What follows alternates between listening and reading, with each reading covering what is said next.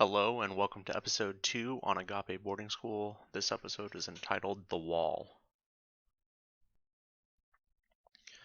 So one of the ways staff members tortured or, in their words, punished students at Agape Boarding School was with the use of the wall.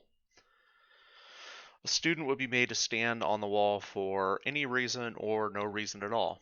One of the reasons would be if a student was seen talking to another student. Yes, at Agape Boarding School, you, as a student, were not allowed to talk to your fellow students. You were isolated without being isolated, as in you'd be sitting right next to a student or across the table from a student. This picture here is a newer picture. This is not how the dining room looked when I was there. They had plastic foldable picnic tables, and they would have them in two sections of 4 rows each. But yeah, you could be sitting next to a student, looking at another student, but you weren't able to talk to them. So isolation without actual isolation. So students would be randomly sent to the wall by staff members to see if they could get a reaction out of that student, so they could have a reason to restrain or beat the fuck out of a student. If you were caught not reading, or they thought you weren't reading your Bible during Bible time, which was 7 a.m. to 7:30 a.m., you would either be told to stand, which was another punishment, or sent to the wall.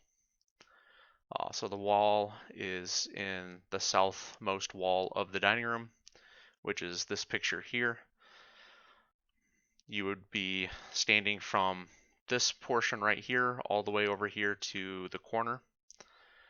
Usually this corner right here was reserved for students that were, we would call them lifers. They were on the wall for extended periods of time. Yeah.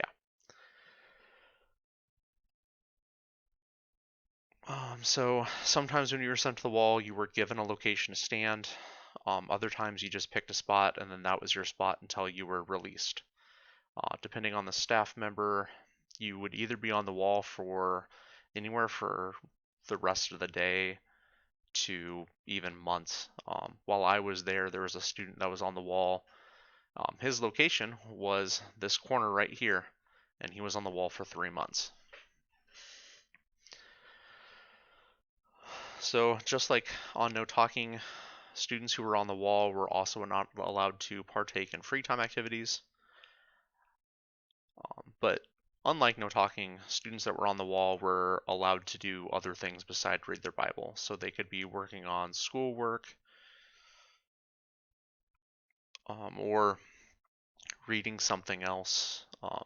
And then during free time, depending on the staff member who was in charge of those that didn't go to free time, that staff member may tell all the students on the wall to stop what they're doing and pick up their Bibles, or just to stare at the wall. Also, staff members like Leo Lenz would walk by the people on the wall and body slam them into the wall. I am saying Leo Lenz's name because his name comes off the top of my head, because he did this to me multiple times and to other students. There were other staff members that would do this, but not to the extent while I was there that Leo Lenz did to students. Also, being on the wall, this meant you ate your meals standing on the wall. So if you had items you carried into the dining room, they would be on the floor. Your water glass would be on the floor. Sometimes you'd have to put your food down so you could drink, so then your food was on the floor. It was not very sanitary. You could also, if you were standing on the wall and you were close to one of the two windows, and you got caught, sometimes if you got caught with your items in that window, you could get in trouble for that too.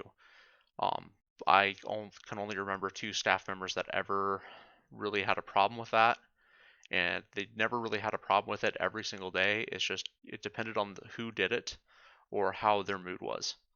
So a lot of the rules were just on the whims of the staff members. There were no like hard rules.